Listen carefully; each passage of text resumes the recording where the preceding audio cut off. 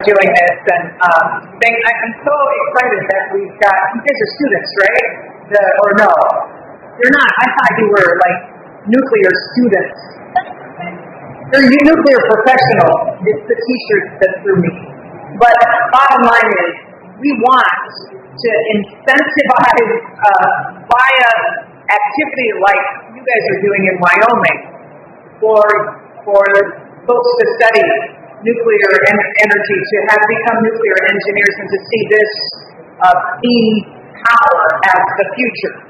So, we want to do that in the United States, and we have now come to COP with a suite of technology incentives for nuclear that are very exciting. So, number one, we want to keep the existing nuclear online. So there's a $6 billion civil nuclear credit for plants that were otherwise going to close down to keep them online.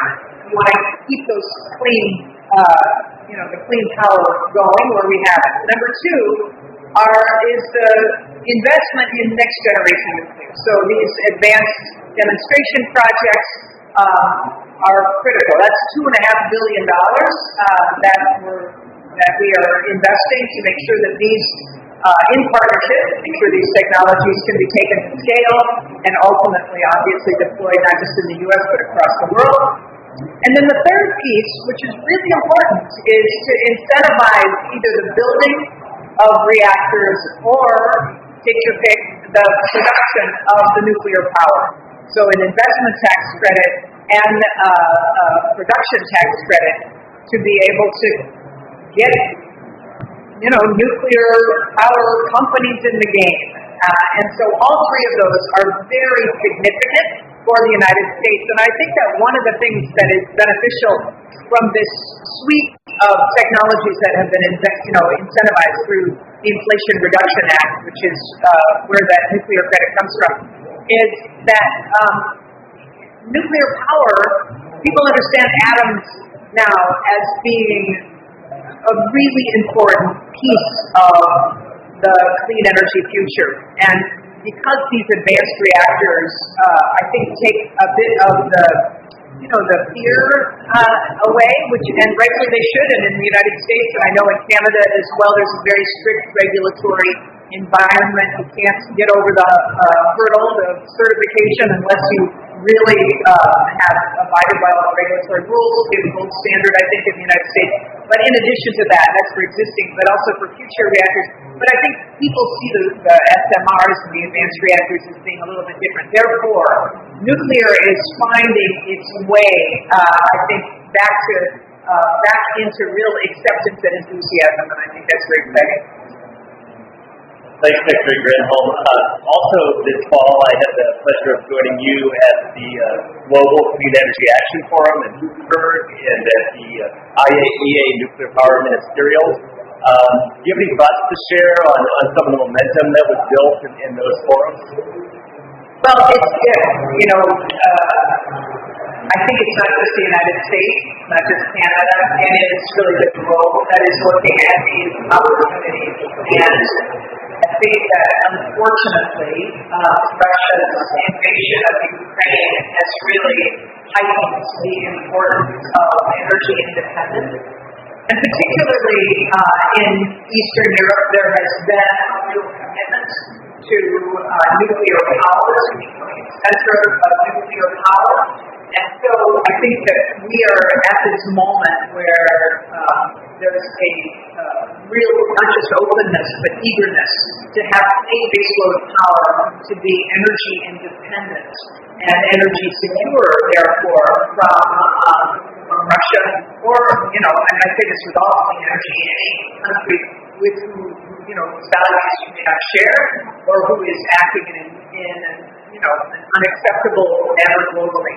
So I think these national and global forums, the global forums that you're talking about, really help to accelerate the push on energy security and the acceptance of this baseload power. And it's the baseload part that also has just obviously such attraction We want to push as much as we can renewable energy as well, but we know that until we completely get the storage piece corrected, less baseload light. We want it to become more baseload light, but zero carbon emitting power that is reliable is absolutely in demand globally, and that's, I think, what the lessons are that have come out of those international fora.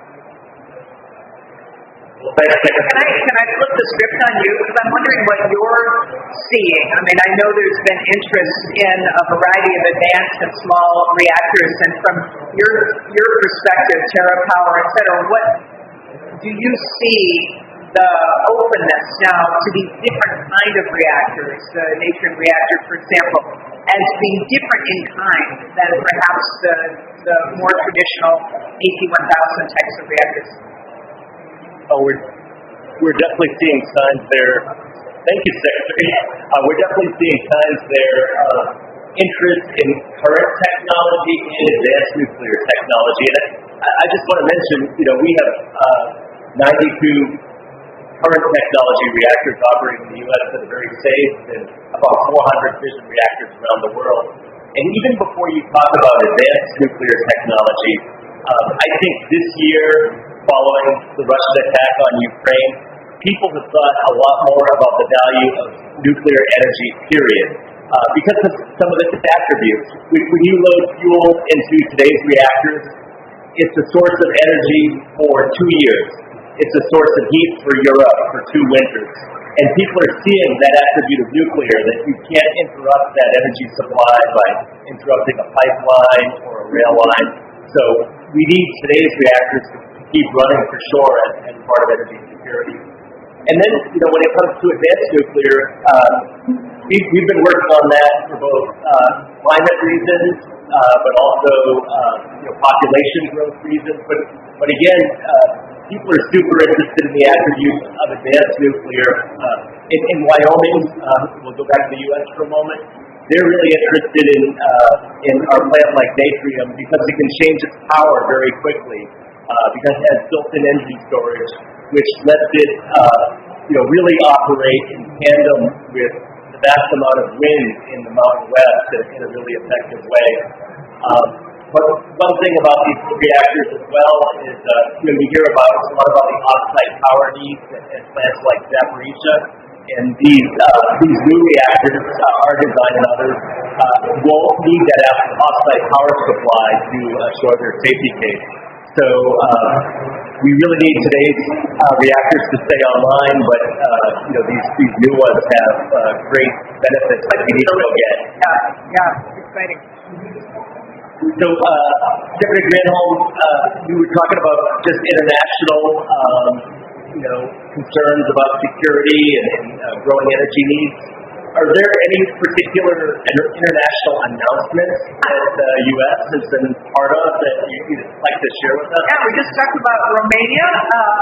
Very exciting that in Romania and in Poland, we just announced the partnership with Poland. They selected Westinghouse's AP1000 for the first series of reactors.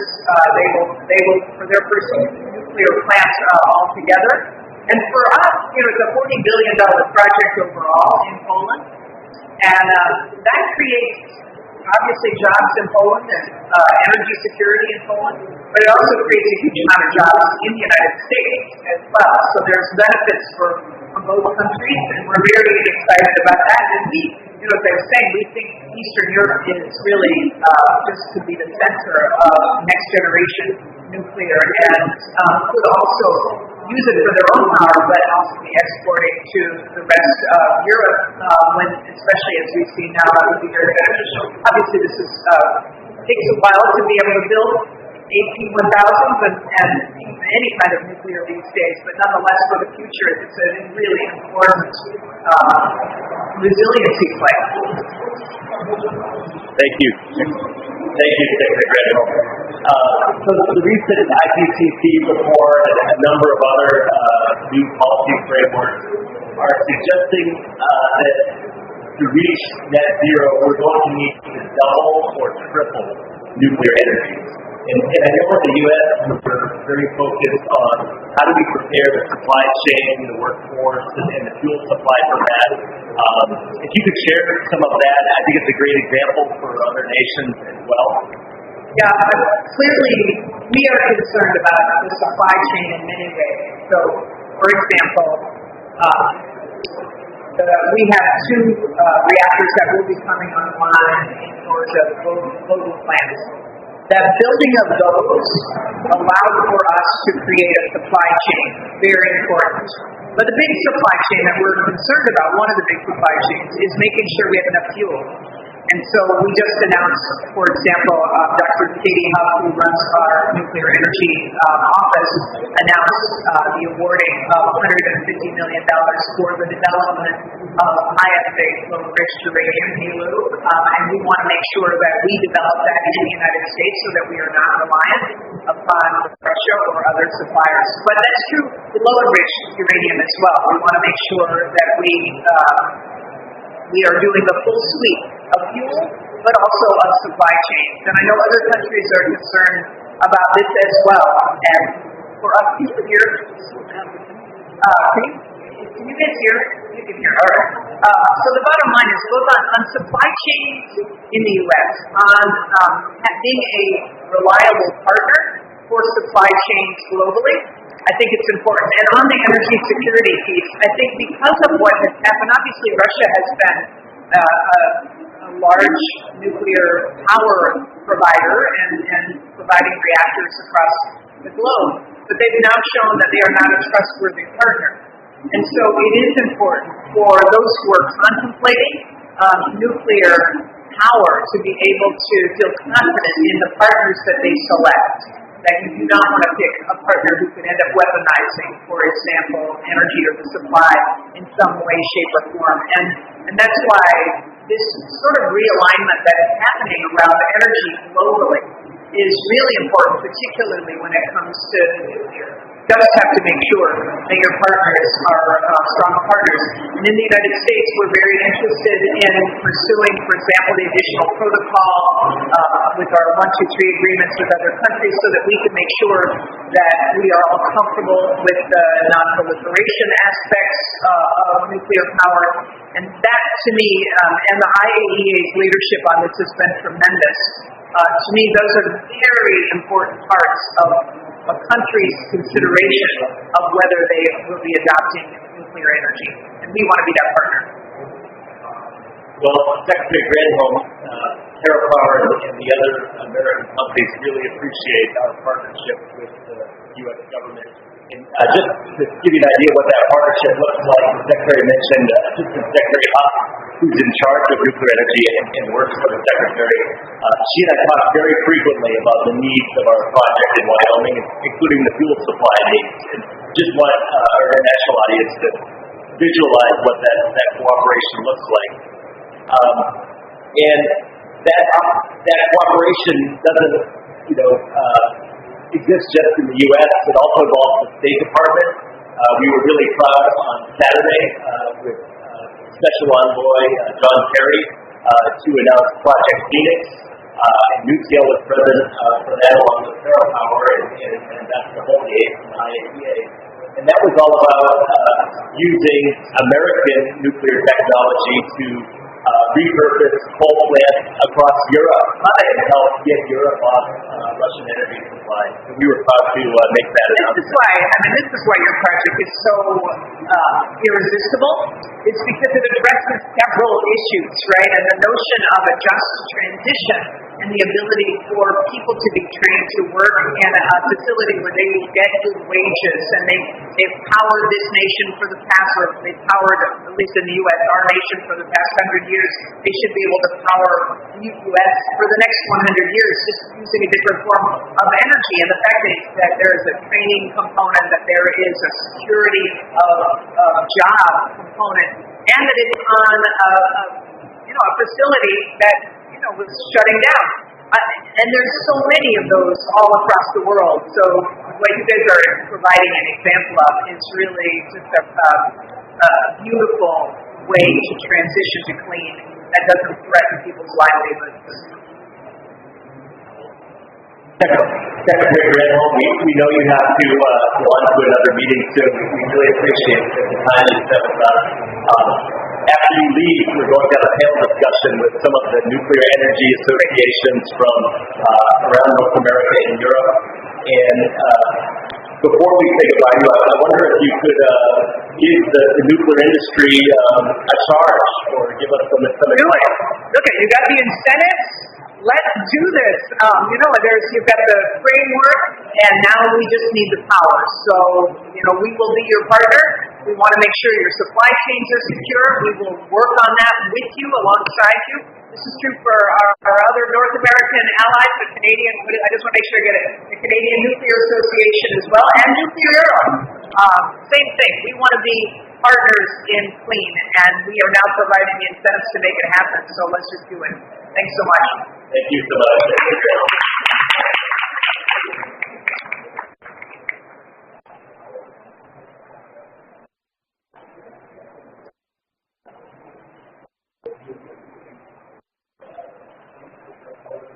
While the panelists from the Nuclear Energy Associations are coming up, just wanted to reflect for a moment on the charge we heard from Secretary Granholm, which I think was something like us do it.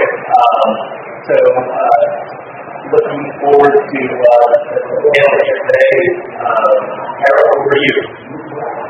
Chris, thank you so much. I hope you all are as enthusiastic about our future as I am hearing Secretary Granholm. It's now up to us to do it. Chris, thank you so much for thinking the Secretary here. I would like to invite Jonathan Cobb from the World Nuclear Association to please come to the stage. Moderator for our second session. Jonathan, as you probably told you, you're a little taller than I am, so you'll probably have to punch over a little bit more than me, and you can start by this way. So please welcome, and I will turn the camera over to you.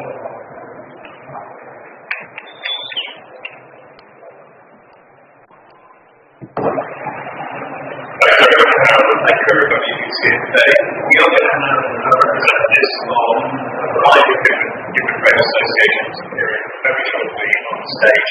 But before that, we want to go beyond North America and Europe, and we have representatives from around the world. So we're about 8 billion in which we will hear from probably the one actors from the Latin American section of North America.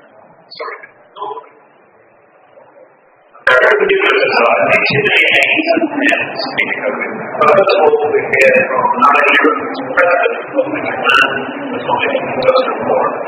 Please make it here. Currently, the world faces two major crises: the instability of energy supply due to increasing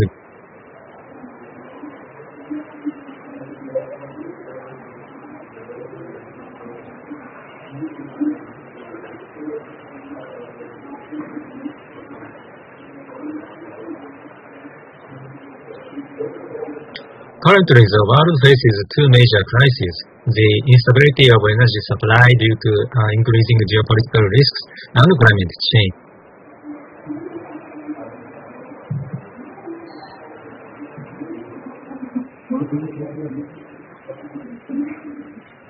I firmly believe that nuclear power can contribute greatly to overcoming those two crises from the perspective of stable supply, given that is an established technology that is the most reliable, and the fact that it is robust, economically efficient, and environmentally sustainable. Japan declared that it would aim to achieve carbon neutrality by 2050 and recognized its goal by fiscal 2030 to reduce greenhouse emissions by 46% from the level of fiscal 2013. With the political acceleration of climate change countermeasures, Japan's strategic energy plan was revised in October 2021, stating that the use of renewable energy is to be maximized, while also specifically indicating that nuclear power is to be used on a necessary scale. As of 2030, nuclear power's share of the total power generation mix would be 20 to 22%. To meet this goal, we will need all of the 27 nuclear power plants already applied for safety review by the regulatory authority. Currently, there are 36 operable nuclear power plants in Japan, including those under construction. Since the giant earthquake of March 2011, 10 nuclear power plants have successfully been restarted. In light of the government's carbon neutral policy by 2050 and the recent surge in energy prices, industries exposed to international competition have expressed strong hopes for the restart of nuclear power plants as they offer a stable supply of electricity at low generation costs. Japan's supply and demand situation for electricity is expected to remain tight this winter. Behind this, Japan is experiencing the prolonged shutdown of nuclear power plants for meeting the new regulatory standard. Consequently, there has been a significant increase in demand by the industries to accelerate the nuclear power plants restarting process. Currently, the Japanese government is promoting GX, a green transformation policy, measures to transform the entire economic and social system of the country into one centered on clean energy towards the realization of the goal of carbon neutrality by 2050. Last August, Prime Minister Kishida, who chairs the GX Implementation Council, concluded renewable energy and nuclear power are decarbonized energies that are indispensable in advancing the green transformation, and in order to strengthen options for the future, concrete conclusions such as an institutional framework should be drawn up at the end of the year. At the Council, the ministry in charge reported that in addition to the 10 nuclear power plants that are currently in operation, they will strive to restart the 7 plants that have already been permitted for restart. In addition, it was decided that the ministry concerned will study measures to maximize the use of nuclear power generation, such as extending the operation period and to develop and construct next-generation innovative reactors. It is basically a policy move that should be welcomed by the nuclear industry. It is important for Japan to proceed with the decommissioning of the Fukushima Daiichi nuclear power station and the reconstruction of Fukushima. In parallel with this, we will contribute to the realization of carbon neutrality by 2050 by maximizing the use of nuclear power, which is a decarbonized energy indispensable for promoting green transformation. As an immediate issue, we will continue our efforts to steadily advance the restart of nuclear power plants. And in addition, we would like to contribute to decarbonization of the world by promoting nuclear power in cooperation with overseas nuclear industry associations. Thank you for your attention. Hello everybody. My name is George Spitalny, and I am talking to you from Rio de Janeiro in Brazil. Today, I will talk about issues that will affect the reliable supply of energy under the UN Sustainable Development Goals. Projections on the increase in world population indicate that our planet will reach about 9.2 billion inhabitants by 2040. Much of this increase will be established in urban centers. 2 billion people will be living in cities where large conglomerates of energy demand will be concentrated. Due to the increasing concentration of greenhouse gases in the atmosphere, increasingly electricity will be used, and this will drastically reduce combustion as the most utilized process to generate energy. A significant reduction in combustion processes from fossil sources will be necessary, and this will lead to the replacement of fossil fuels by sources that do not emit greenhouse gases, such as renewable sources, as well as nuclear sources, fossil fuels with carbon capture also. How will this affect sustainability? Current technologies for solar, photovoltaic, and wind energy require a large number of units per installed megawatt. This implies an extremely large amount of materials per kilowatt hour produced. And there is great concern about the possibility of early depletion of minerals. Let me now talk about baseload energy. The stability of the transmission lines by keeping the electric frequency constant is a necessary condition. Frequency variations deriving from the inability to meet demand at a given time may create blackouts. This problem could come up due to the intermittency of renewable sources. The existence of firm base load energy guarantees a constant electric frequency. Now, regarding energy security and national sovereignty, we can observe that the recent situation resulting from the conflicts among European nations has highlighted the importance of security of energy supply. In particular, countries that, having developed and mastered the engineering and technology of nuclear power, and then decided to replace these sources with renewables and imported energy, were left in a situation of energy insecurity. Nowadays, energy independence is essential for the full exercise of the sovereign decision power of a nation. And this is the end of my presentation, and I thank you for your kind attention. Thank you both of our particular comments. I know it's extremely noisy in here with the energy intensive air conditioning and other debates going on. So those videos will be available on our website after this event if you want to listen to them again. But now I'd like to take the opportunity to invite the panelists for the rest of the session, who are Sam Lyon, who's Director General of World Nuclear Association, John Orman, President and CEO of the Canadian Nuclear Association, Yves Delbazet, Director General, Nuclear Europe, and from the Nuclear Energy Institute. Please do take the stage. Thank you.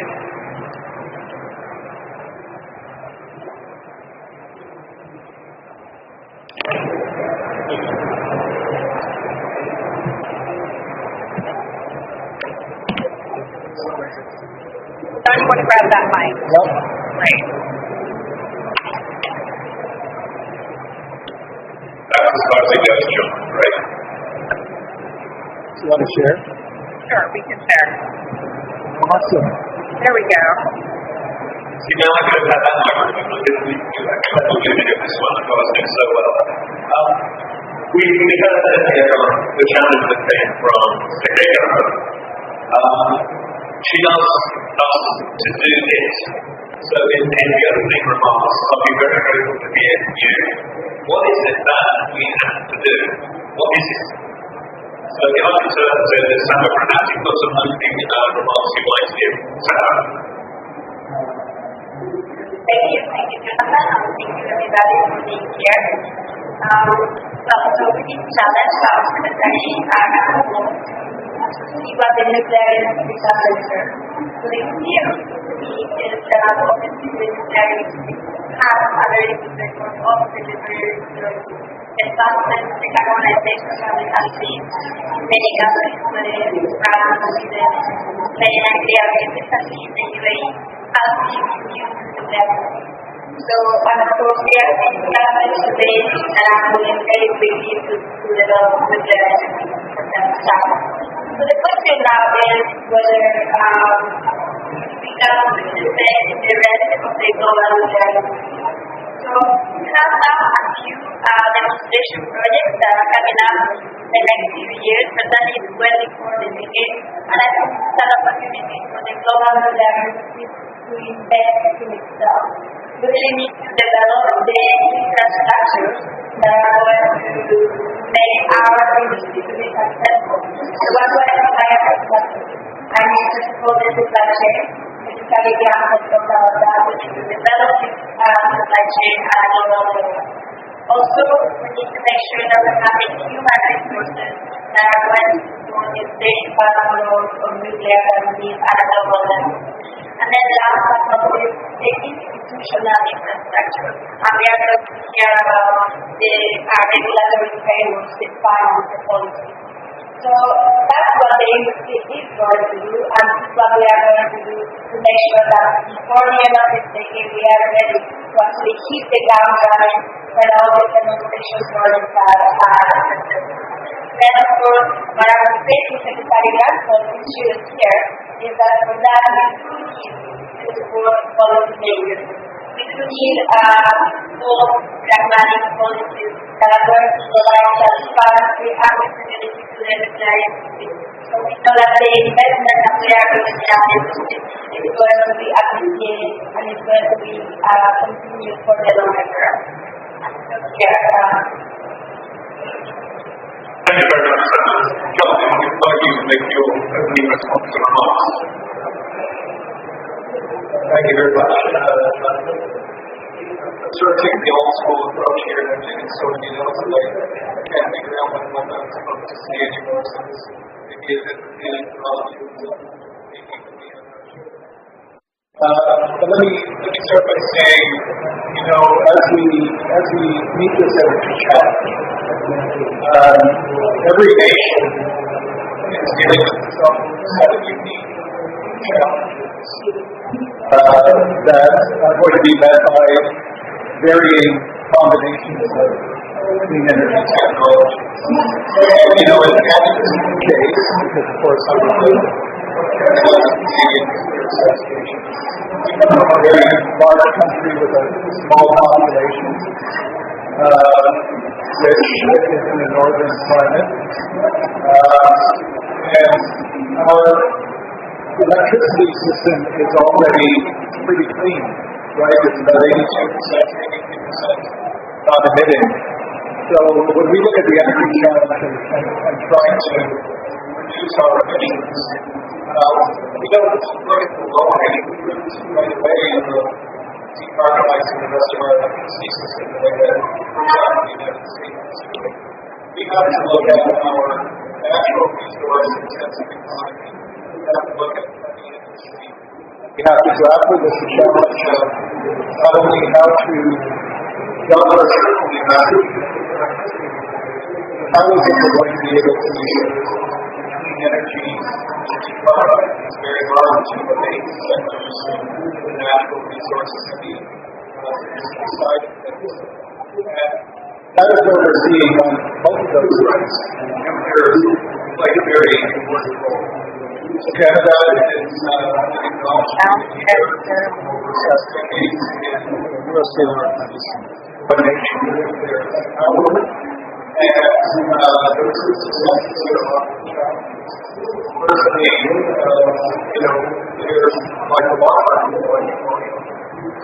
on the basis of that nuclear presence, especially in Ontario, that we were able to phase out coal-fired electricity in a very short period of time and replace over 80% of the coal-fired generation with nuclear. The single biggest carbon reduction initiative in North America and throughout the world. There's also pictures of refurbishments on the nuclear plants now.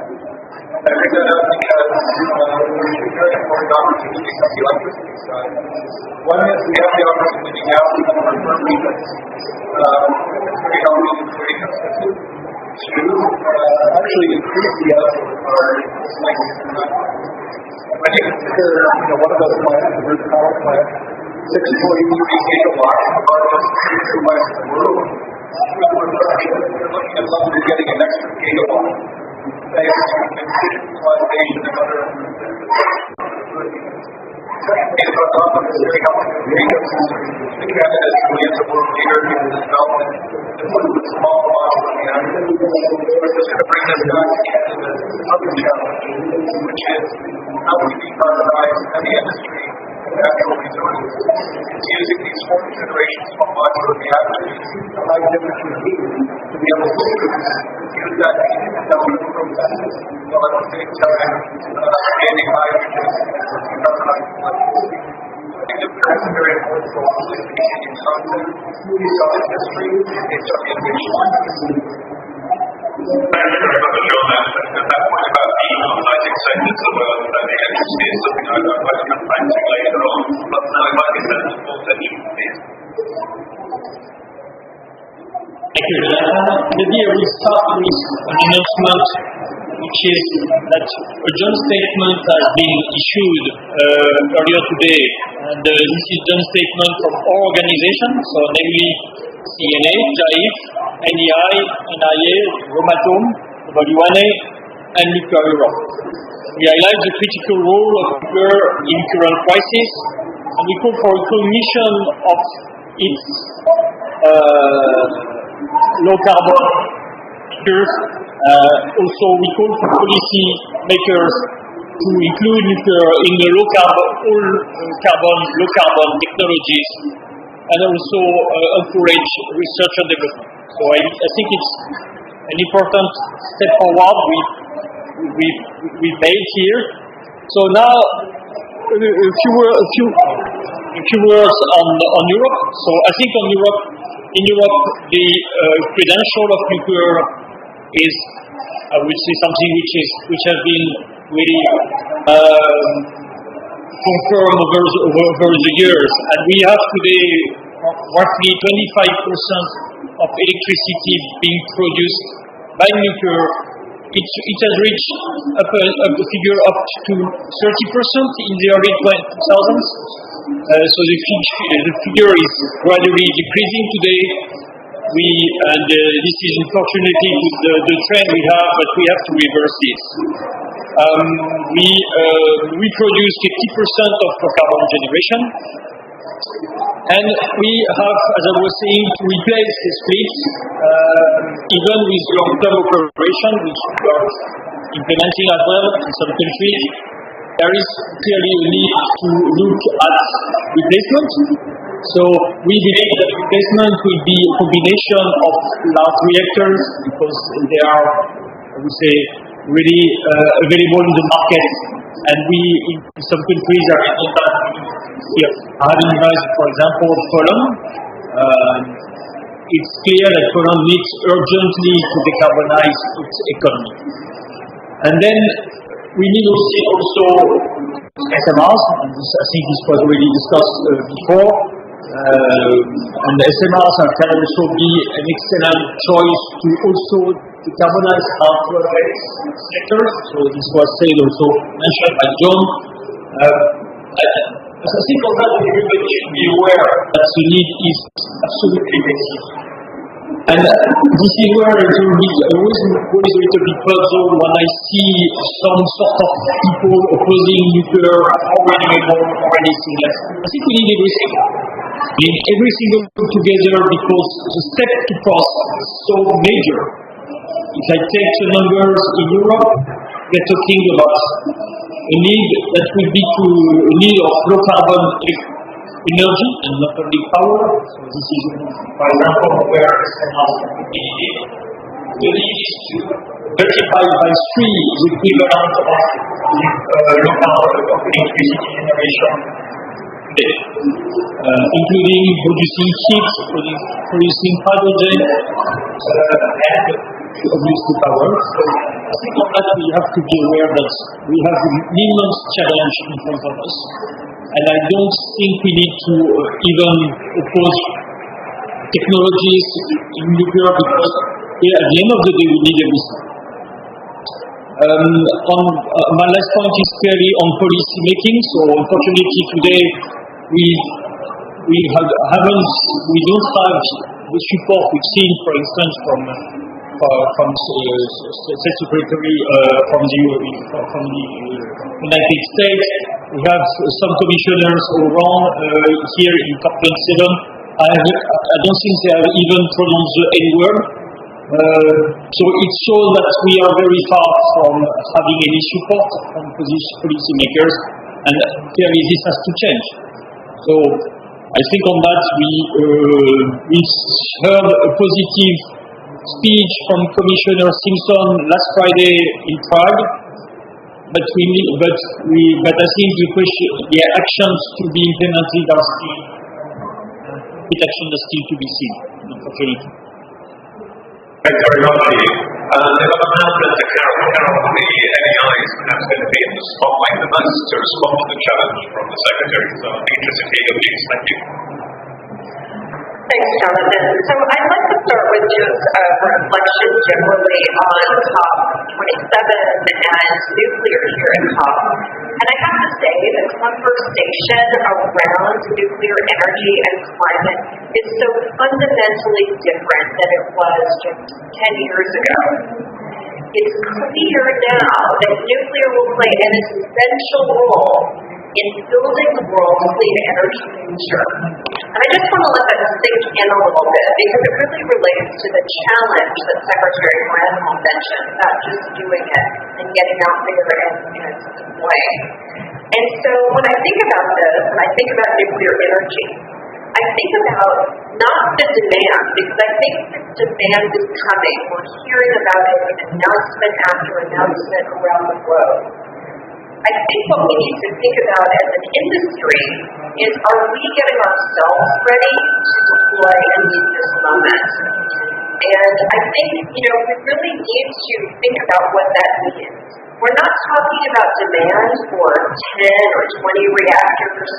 My organization, the Nuclear Energy Institute, recently surveyed chief nuclear officers at our member utilities. Together, they said that they were expecting to expand and add about 90 gigawatts of nuclear power on the grid in the U.S. Let that sink in, 90 gigawatts. The bulk of that coming online by 2050. If you do the math, that translates to about 300 small modular reactors in the next 25 years, which would double our nuclear capacity that we have today. So just let that sink in for a moment with the opportunity that's before us and the scale of the challenge. Now, adding to that, when you think about this opportunity, is that this estimate only includes utilities that are NEI members, which means the utilities that are already operating nuclear plants. It doesn't include all of the other applications of nuclear that we'll be talking about as we further work to decarbonize our economy and we start to electrify more and more. So the scope of the opportunity is just really huge. And then I think a little bit back to Secretary Granholm's remarks as she was talking about good-paying jobs and workforce. And I think about, in the next decade, constructing and operating nuclear plants around the world will support hundreds of thousands, if not even millions, of good-paying jobs. And I look at the representatives here of North American Young Generation in Nuclear, who are our young professional society, and I think about the American Nuclear Society members who are here at COP with us, and just think about the opportunities that are there for them in the future. And as this hunger for nuclear grows, so we'll need deeper expertise, we'll need more of a workforce, and this will expand really the opportunities for workers. Let's see, where else do I want to take us? So those would be the big pieces I'd start with. But then I'd also remind us as a nuclear community that we are having stronger and stronger support now. You heard Secretary Granholm from the United States speaking about nuclear and giving us really a charge to move forward. As we hear the announcements and conversations and other pavilions, the other announcements around the world, we need to keep in mind that we have to keep talking with policymakers. We need to keep engaging with the media, engaging with the public, with a wide range of audiences. We need to connect with financial institutions, investors, and ensure that they fully understand the opportunity and the benefits that we have here before us. We also need to be reaching out, as I said, to the workforce and students to encourage the next generation of workers for all of our industry. I think I'll stop there, Jonathan, with just sort of a focus on that, keeping the conversation going and understanding the potentially huge opportunity for us. Thank you very much, Carol. Now, addressing the subject of this event, which is mixing the energy challenge and what England's role in that, I'd like to ask a question to each of the panelists. After the panelists' responses, then if you want to make an additional comment, please just let me know. We'd be interested to hear it. And we will be coming to the audience for questions a little later before we have to make sure we have time for that. But we've got the concern is that this is hard. Actually, climate change remains a key priority, but there's a focus on ensuring that sustainable sources of energy, both with environmental and society perspective can be considered as sustainable, and it's complex.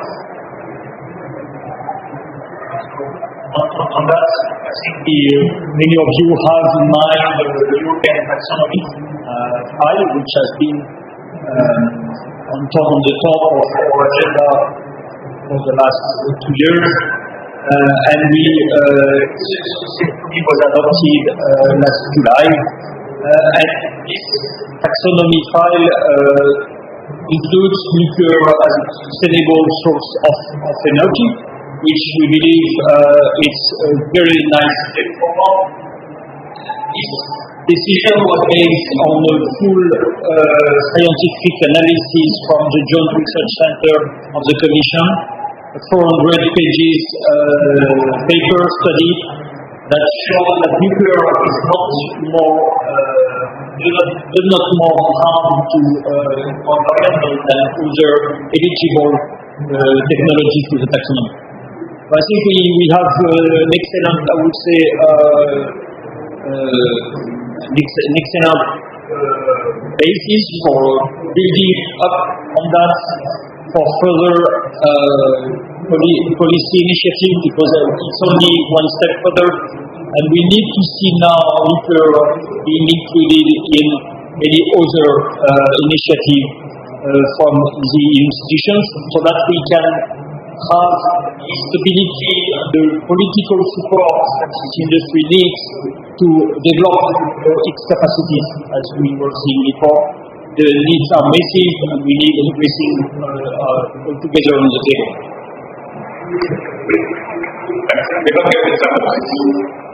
Well, I both agree with what he just said, but maybe I want to take it a step further. So yes, nuclear energy can be considered sustainable, of course, but it's very important we also consider the very important role of nuclear energy supporting sustainable development.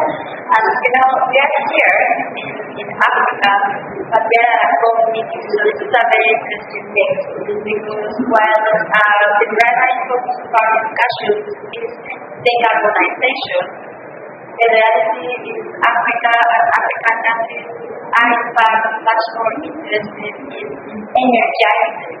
So what they need first is to go in a transition from no energy to energy.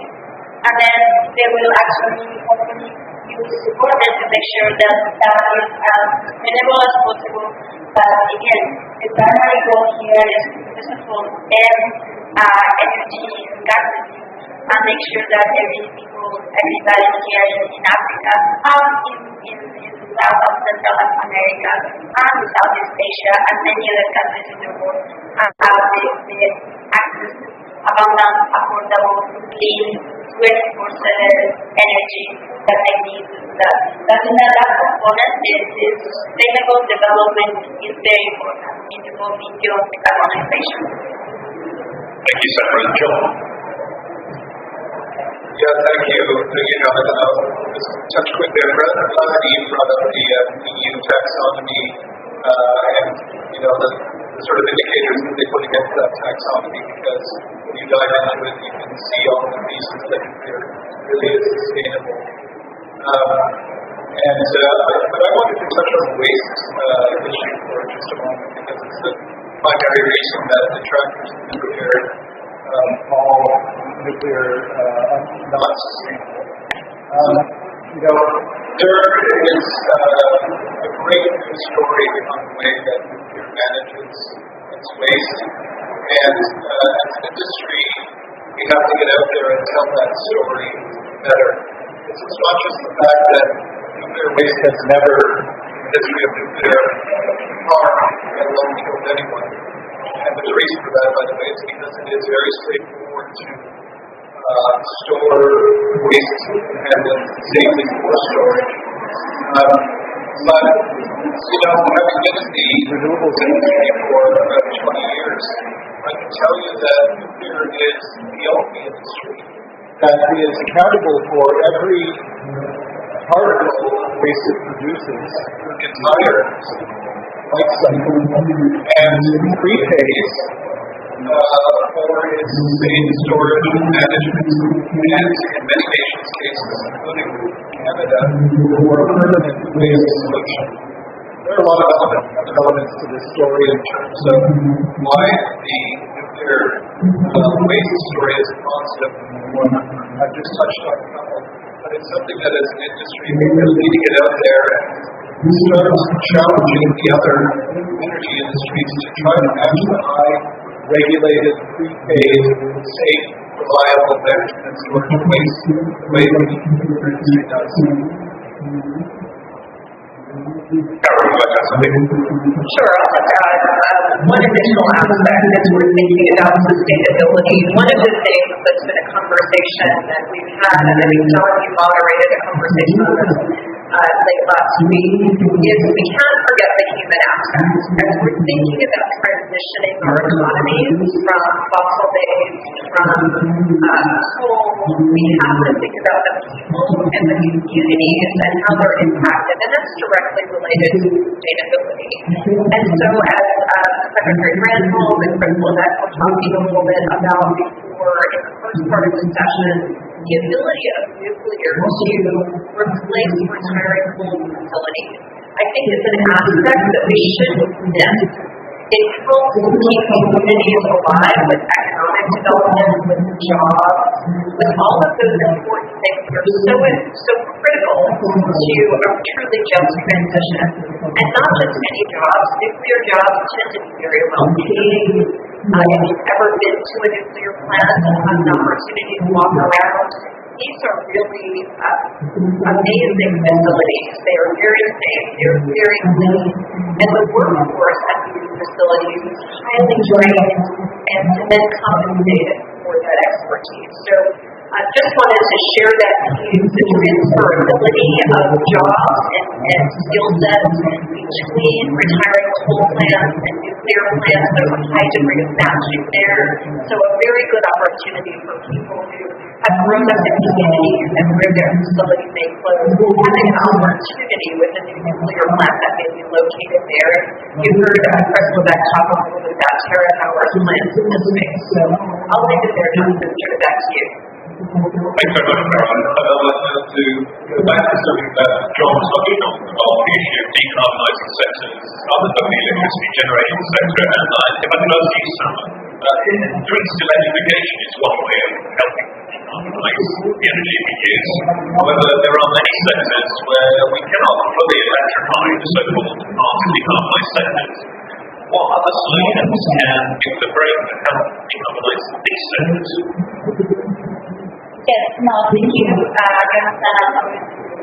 You're going to definitely discussion. So this is one of my mind take communities that we have because as I said before, we cannot decarbonize the entire economy. Yes, our government is zero carbon electricity today, and that is going to be very helpful as we electrify as much as possible of the economy. But the good news is that nuclear energy, in addition to the zero carbon electricity, we can produce low carbon heat. And this heat is going to be essential for all these industries. So for example, these reactors are also in particular advanced reactors, small modular reactors, micro reactors. They are very well suited to provide heat, for example, for industrial applications. So we can use this heat for process heating in many industries. Whether it is making, whether it is at the pharmaceutical industry, chemical industries, there is many opportunities to use this heat to actually decarbonize the system. Also, this is also something that is happening right now in many countries. We can use the excess heat that is produced in a nuclear power plant for decarbonizing district activities in nearby areas. So this is something that is happening, as I said, already, and we could use these advanced technologies like small modular reactors to be even more effective to decarbonize this area. But then again, let's not forget that there are many other things that are going to require a lot of energy. So like, for example, fresh water. We know that after the effect of climate change, we are trying to get fresh water from salt water. So this is another very excellent application of nuclear energy that has been done for decades and obviously can continue to be done. But now let's go forward to other things that are a little bit even more in depth. So like, for example, it is possible to use nuclear energy to produce hydrogen, produce ammonia, produce synthetic fuels. And it opens yet many new opportunities because now we can help decarbonize very difficult to abate sectors. For example, the shipping industry, the air transport industry, the marine transport industry. So these are opportunities that are uniquely suited for these advanced reactors, the small modular reactors, that are in some cases use the existing technologies in the shipping industries, for example, in the marine shipping industries. Or perhaps we can use the existing infrastructure by dropping in synthetic fuels that are zero carbon created with nuclear energy into the existing mobile shipping industry. So again, many opportunities that nuclear energy can bring to the decarbonize, as I said, the entire economy. Thanks so much, John. Do you have something to add? Just to say that really glad that I'm on the flag some of the alternative uses outside of energy that is important for, many fresh water, for example, but when it comes down to it, nuclear has a role to play in every single one of the United Nations 17 sustainable development indicators. And it's worth exploring on that front. But what I want to add, Jonathan, is just, I know we've been sort of focusing here on SMRs, but, in the Canadian context where as a nation, we have really made a win to become one of the world leading economies in hydrogen. We're doing pretty deep dive into how hydrogen is produced. We're talking about and collecting nuclear and hydrogen.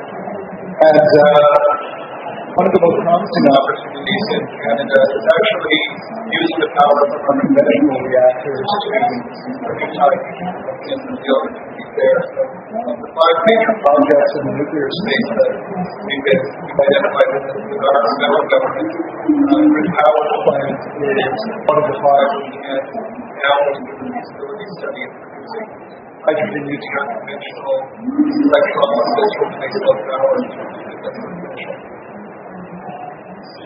Thanks very much. Do you want to have something? No, I think I fully agree with what was said by John and Sama. Just for illustration, I'd like to give you 1 or 2 figures because I think we have to have this in mind. In terms of challenges, that's I would say, decarbonizing the industry means in terms of numbers. So, for instance, for example, in Europe, when we talk about district heating, it's 500 terawatt hours. So, to be compared to the 3,000 terawatt hours of electricity being consumed and produced in Europe today. So it means that it's 6 of this. When we are looking now at industrial heat, it's more than 1,000, so it's 1,250 watt hours. So this is a very significant number as well. And hydrogen, the objectives of Europe for 2030 of 20 million tons hydrogen in decarbonized hydrogen is 1,000 kilowatt hours, equivalent of 120 gigawatt of storage capacity. We compare to the 100 we have. So I think with this number we see the mountain that has to be cleaned, and this is absolutely messy. So we really have to work with the stakeholders as an industry to help them in addressing all those challenges. Thanks very much. And to keep us on time, set for completion on schedule, this will be the last question before I come to the audience here for questions. I'd like to turn back to you, Mike and John, and raise the issue of security as energy supply. It is a growing concern. What do you think share your thoughts on how people can help tackle this issue? Thank you, Jonathan. So I'll try to be brief and just stick to one topic, even though I've got 6 years.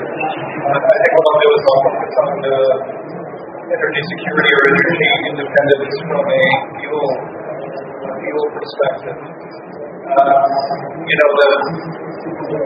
The invasion of Ukraine by Russia obviously has shifted the world discussion towards energy security and how it is we're going to come off of reliance on Russian fossil fuel. But fossil fuel and the world network for supplying fossil fuels is a pretty volatile thing. Right?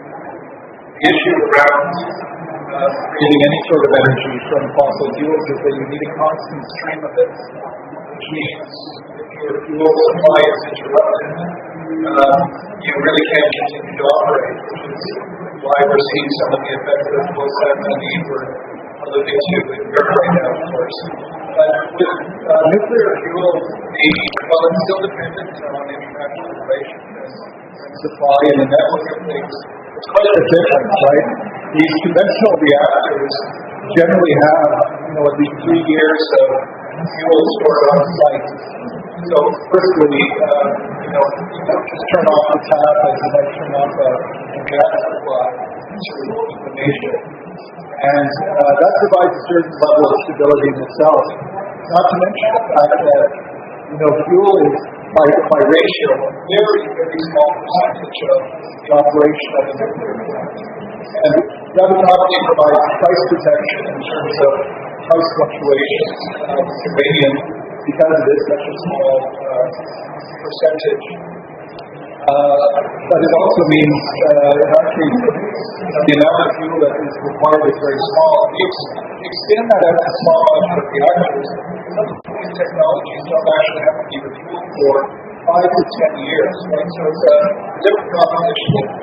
The last thing I'd say about this, I know it's a world where we're scrambling to ensure we have a good supply of all different types of uranium and fuel right now in Russia, but we have to protect it by this dynamic that I just spoke to. We have a little bit of time to be able to adjust and ensure. Last thing I'll say is, nuclear can be built almost anywhere. It's not reliant on the water resource you have or even your wind or solar regime. It can be built anywhere, which gives independence. And now the good news is it's also scalable, so you can get it at any size. So I think those are a couple of important things. Thanks, John. Any further comments on that? I just want to take this in a slightly different direction. I agree with everything that John said about the energy security sort of fundamental nature of nuclear. But I think there's another piece of this that we're looking geopolitically and we're looking at the kinds of policy support that is coming to nuclear. And I think this is a very important thing because when we think about the technologies necessary to address climate change, the mandate by our societies for energy security. So Emma talked a little bit about energy access that's critical in places that don't have access today. And in addition to that, countries that have access, maintaining that access in not only a reliable way, but affordable way for populations, nuclear can play a critical role there. So as we're thinking about energy security, not only the physical aspects of nuclear providing us, but also the nuclear is part of the clean energy mix, it's more affordable. It increases reliability. It enhances our energy security. You heard Secretary Granholm earlier talking about Poland moving forward with nuclear energy with their first reactors, and also Romania expanding their fleet of nuclear reactors. That's all a really important part of this energy security conversation, where nuclear really hits that sweet spot of climate, energy security, and the countries that are in energy access. Thanks very much, Carol. Sam, did you want to add? Yeah, so I think that Carol just mentioned something that is essential, which is obviously we need to have the framework for this energy security, and having the right mix of technologies is very important. But I want to touch something in which we really need to have a lot of work. And it's, in my mind, the issue of the market. So we see that right now the global energy market tend to be are very dysfunctional. I mean, clearly many of you certainly are feeling the dysfunction in my monthly bill. So that is something that is very close to everybody's heart. But that is not enough. We have markets that do not recognize the value of reliability, the value of stability, the value of energy independence, the value of the overall that are included in the price of the electricity, of the energy. So I think that one of the things that we need to do beyond making sure that we have well-balanced energy mix is to go back a little bit to the drawing board. Government, policymakers, it needs to be bold and pragmatic, and go back to the drawing board and redefine or reassess how the market needs to, in fact, incentivize long-term planning, incentivize an energy mix that is going to be diverse and secure, incentivize long-term planning and investment. Thanks very much, Simon. So now is the opportunity, if you'd like, to pose questions of us today. I know there is a microphone that's ready to go. Maybe some assistance with getting that microphone to you. But if you have an interest in raising a question at this time, can you please raise your hand? If not, I have more questions to ask. Okay, in that case, I'll move on to the next question on the schedule. And that is to look at Carolyn. Actually, you can start this one if that's possible, please. We had the challenge to us from the Secretary of that was talking about nuclear, and really, if we are going to achieve decarbonisation, we're going to need nuclear and all the other carbon options in all the other sectors. So our policy support with the government, all the carbon technology, including nuclear and all the rest. So what we're going to need to get us to where we want to be in 2050. Thanks, Jonathan. That's a great question. It's really an important question for us as well. We start talking about some of the policy support that's out there that includes nuclear in the end goal of clean energy. So you heard Edith talk a little bit about the EU taxonomy, which has included nuclear energy within its definition. We look just north of the U.S. to Canada for those green bonds and some recent tax policies that have been put in place that recognize small modular reactors as clean.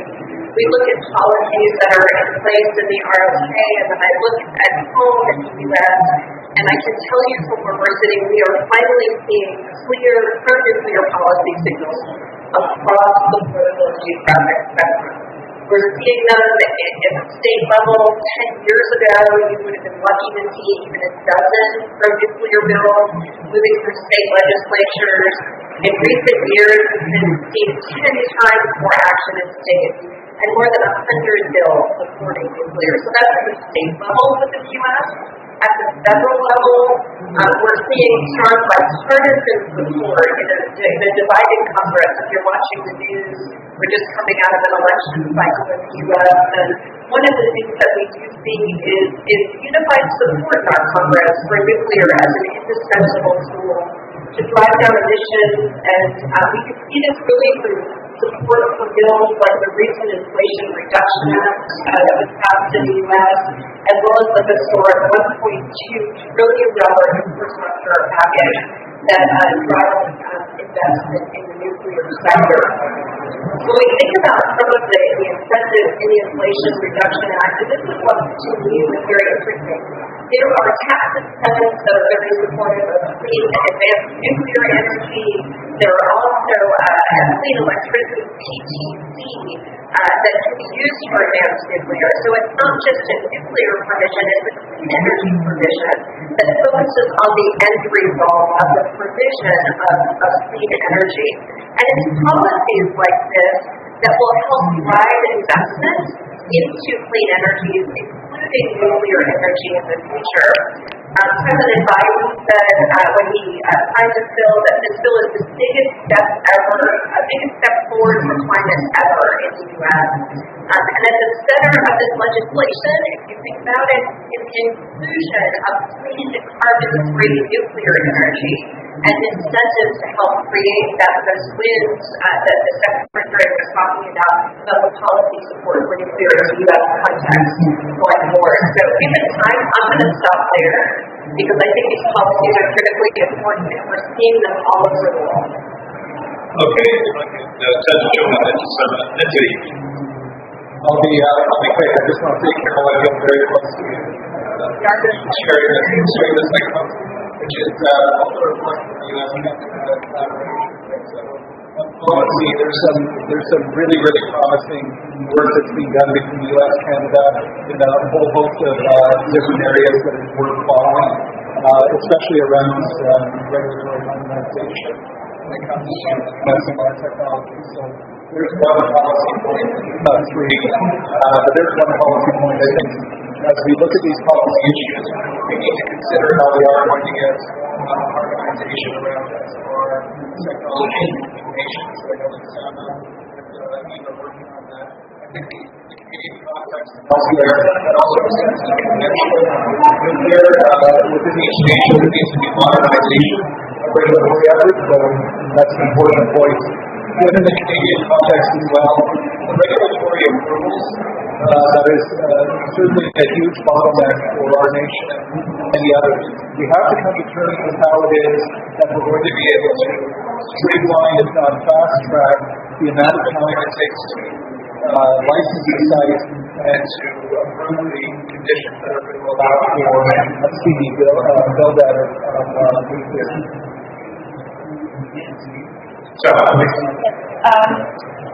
Well, I would say that while it is true that we have seen a lot more work on how to implement all these policies, I think that we are still living in a world in which most countries don't have energy policy. Most countries only have climate policy. And if you think about it, climate policies are something more than a laundry list of wishes and desires, but there is no actual implementation plan. This is what we are supposed to be doing here, but I don't know that we are really getting there. So there is no actual actionable, pragmatic set of actions and deliverables that are put in place in order to get there. So to me, it's very important to some of these policies. The level we really need to develop is climate policies, energy policies that are number one goal and number two pragmatic and realistic. Because without that, it's no longer easy for the nuclear industry for nuclear safety, the long-term visibility, the financial stability in order to really deploy, and the speed and the scale that is needed to really address the climate challenge, the sustainable development challenge, and the accessibility of abundant energy challenge that we really have right now. Thank you so much. What I wanted to say pretty be covered by John and somehow just to summarize, I think my perspective, what we need to get from policy making, perceivable benefit. It's somehow in the statement today. We need all the carbon to be taken on the same footing when it comes to policy. Do not forget that the final objective is decarbonization. It's not the deployment of one only technology against others. This does not make sense. We also need science-based policies on that. For me, it's clear that, for example, the policy development of hydrogen in Europe is not necessarily going in the right direction, because I think this nonsensical policy of having colors on hydrogen is what it is. It doesn't make sense. When we believe in carbon content, carbon footprint of hydrogen should be the only driver. And so it means that we are already going into the wrong direction on that. People want to highlight focus on green hydrogen and nobody really knows what it means. But at the end of the day, what is important is how much carbon you need to use to make it being produced. And at the end of the day, what we need is collaboration. It was said already. We need collaboration with decision makers. We need collaboration across the industry. In Europe, particularly, the industry is quite fragmented at national level. We need to have Europe-wide initiatives. Amazing harmonization, etc. We need to make it really European. Thanks very much. I can see that we're actually reaching the end of the session, so I want to wrap up with something to see what you're going to do first about this. This is, as I think Sarah mentioned, it's called the implementation call. So I'd like to turn to each of you, just give you a couple of minutes to tell me what would you implement when you return to COP27 to enable people to play a greater role in a sustainable, secure, low-carbon future. Sandra, could I put that first to you, please? Well, so as you know, World Association, we've been working with our members and also collaborating with many other organizations and industrial associations around the world to really continue to get policymakers to replace the policies that are going to incentivize and accelerate the fast and massive deployment of new nuclear. So in our side, we have a couple of major priorities that we want to have. Number one, number two, number three, that's in the order. They are all number one. Especially the issue of finance. As we said before, it is essential that nuclear energy needs to be included as flexible assets, especially as sustainable assets, as we are moving forward with these different taxonomies, different ESG criteria development, these different international approaches to disclosing the way in which we produce energy or we produce our products. So it is essential, and this is an area which we've been working for a while and we will continue to work. And then the other one, another number one, will be continue to work with regulators, governments, and the global nuclear industry in the area of streamlining regulatory and licensing frameworks at a global level. And here again, yes, regulators have a lot of work to do, the industry has lots of work to do, but the role of government is once again essential to provide the mandate and the resources that are needed for this acceleration and this fast tracking of regulatory processes. And then last but not least, again, my step number one is working together with the industry to really facilitate the supply chain that we need to have at a global level. So we are looking to a supply chain that number one is global, and number two can be as cost effective as possible. So we are looking into making sure that nuclear products and nuclear supply chain elements are not exclusive to nuclear. So we can really accelerate, standardize, and mainstream as much as possible. So those are the three things that we are trying to do to support the addition of nuclear energy at the scale and the speed that is needed really to really achieve all these very high goals that we all have. Thanks very much. He's going to accept you saying that. Yes. So I think on my side, the conclusion is somehow the same conclusion that we have made before this conference meeting. As if you are marketing to get EU institutions on board. And it's challenging. I'm not going to repeat this. We see some good signals anyway. I think on the council side from like-minded countries, we have support. We have more and more support from the European Parliament. So I think we need to get to better that. And if we want to give some first thought on what should be done at next COP, probably we could try and get some MEPs on board, maybe. We need to also talk with the Commission, as I was saying, because for me it's not acceptable to have a full European Energy Day without having nuclear being mentioned. It's still sorry to say that we are producing half of the low carbon generation in Europe. So we are the elephant in the room, and the elephant has to be acknowledged at some point of time. So we need to get this. And last but not least, we also need to finalize. That's what we started to do, but we need moralize, we need allies bespoken on nuclear who are ready to speak up and say we need you and say it publicly. If we manage to get this, probably life could be easier at some point of time. And I agree with what Sana was saying, so I'm not going to repeat. Thanks very much. John, if you can give us your perspective, please. Thank you, Government. So I think I'm going to sort of re-express what Sama and Ina have touched on.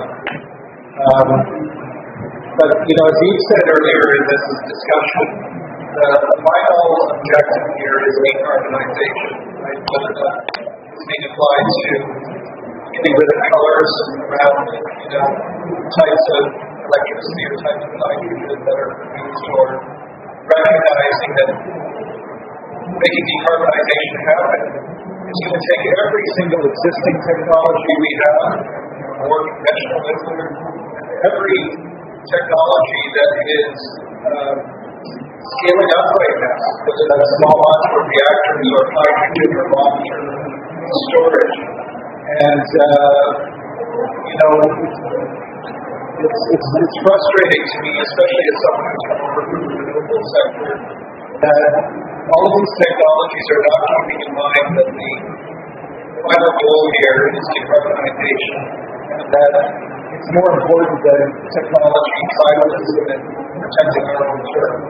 So it's another way of re-expressing what Simon even said, which is coming out of this COP, in a discussion about this yesterday, we really need to get these other technologies to start sharing our message that all technologies are needed. There is no silver bullet. We need to pull together. And the last thing I'd say is all of the technologies here at COP, they have to change their own audiences. And I think nuclear is guilty of the same thing. I think we've spent a lot of time talking to the nuclear industry here. That's why Selma and you mentioned that As we go into next year, we're expanding our discussions to be sitting shoulder to shoulder with other technologies and other sectors that are going to be adopting all of these technologies. And so I think that would be a big drive for us going into creating. Thank you very much, John. And Carol, I'll ask you then, please give me the last word. Sure. I think John read most of my notes sitting here because he said a number of the things that I would have highlighted. But I agree with some on financing, comments on regulatory efficiency, the comments on focusing on implementation. And so I'd like to focus my final comment really on what John said, which is expanding the conversation. And that conversation is about decarbonization. It's about how nuclear fits across energy technologies and in partnership with other energy technologies to achieve our ultimate goal of reliable, affordable, resilient, and carbon-free energy generation. I think as I look forward to the coming year, leaving COP and what will I do when I get back to Washington, I'll be thinking about ways that we can work with our member organizations in the U.S. and abroad and our partners internationally to really meet this moment and address the challenges that are before us as we seek to really play the role that nuclear can play in decarbonizing our energy systems and providing energy access for countries that need to provide energy services to humans. So that would be, I think, when I go back to the office, what I think about is how do we work more closely together to be a part of the solution as opposed to just focusing on the technology tribalism that John mentioned. Thanks. Thanks very much, Carol. And with that, let's have to not go close, finish on time. So I'd like to thank, first of all, Secretary Grandin for kindly giving us her views earlier on in the event. I'd like to thank everybody here at COP27 for your attention. I'd like to thank those of you who are watching online now or in the future for your attention too. Finally, I'd like to thank Keith, Sama, Carol and John for your brilliant insight, excellent comments. Will you please join me in thanking them?